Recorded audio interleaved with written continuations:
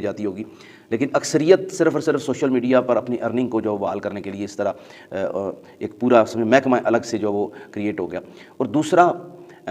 جب پاکستان کی عوام کی اکثریت کا مذہبی رجحان دیکھتے ہوئے جس طرح سیاستدان جو ہے وہ بعض اوقات ان پر مذہبی جن چڑھ جاتا ہے تو وہ مذہبی ٹچ دیتے ہیں، اس طریقے سے بعض لوگوں نے شریعت مطہرہ کے اصولوں سے ناآشنا ہونے کے باوجود انہوں نے دین کی تشریح کرنے کی اور دین کی جو وضاحت کرنے کا جو وہ ٹھیکہ لے لیا۔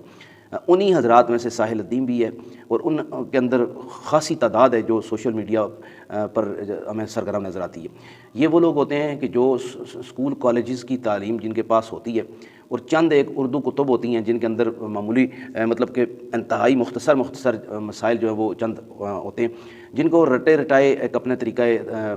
واردات کے لیے وہ رٹے رٹائے چند جملے اپنے لیے وہ بول لیتے ہیں، اور پھر چند ایک اصطلاحات کو بھی وہ اپنی زبان پر پکا لیتے ہیں جن اصطلاحات کی ترکیب صرفی اور نحوی سے بھی وہ واقف نہیں ہوتے ہیں،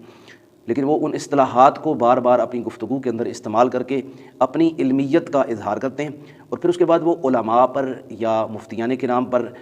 طنز و تشنیع کے تیر برساتے ہیں۔ یہ انتہائی افسوسناک صورتحال ہے۔ ہر شخص کا اپنا رول ہوتا ہے، جو بندہ جس فن کے اندر ماہر ہوتا ہے وہی اس کی باریکیاں، اس کی گہرائیاں اور اس کے مشکلات سے آشنا ہو سکتا ہے، اور اس کی مشکلات سے نکلنے کے راستے بھی اسی کو معلوم ہو سکتے ہیں۔ جس وقت ہم ایک انجینئر شخص ہو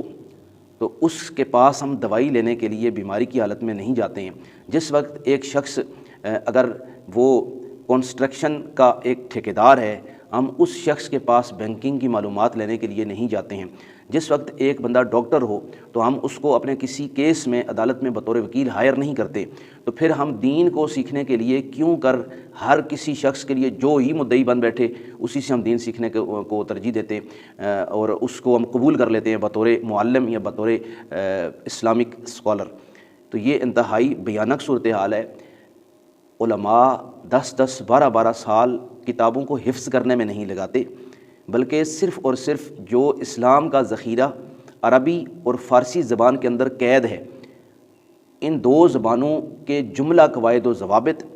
اور دوسرا شریعت مطہرہ کے اندر فقہ، اصول فقہ، حدیث، اصول حدیث کے جتنے بھی ابواب ہیں اور اس کی جتنی بھی تفاصیل ہیں اس کو جانچنے کے لیے 10 12 سال کا ایک طویل وقت صرف کرتے ہیں، کر کے اس کے بعد وہ ایک درس نظامی فاضل کی حیثیت سے آپ کے سامنے موجود ہوتے ہیں۔ اس کے بعد وہ اپنی تگ و دو سے مطالعہ کرتے ہیں، اور اوریجنل جو ماخذ ہوتے ہیں احادیث کے ہوں، فقہ کے ہوں یا قرآن حکیم کے ہوں،